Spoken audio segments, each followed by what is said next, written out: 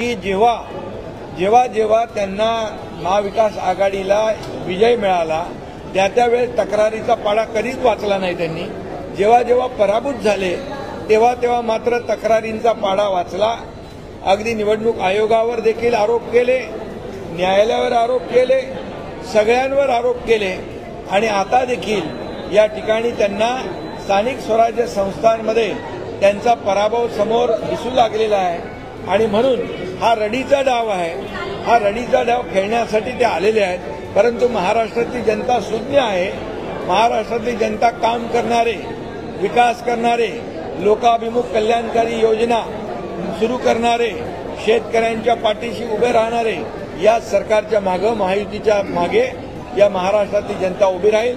आणि ते किती काही एकत्र आले, काही सगळं झालं तरी सुद्धा महायुती या येणाऱ्या स्थानिक स्वराज्य संस्थांमध्ये प्रचंड यश मिळवेल आणि प्रचंड विजय मिळवेल.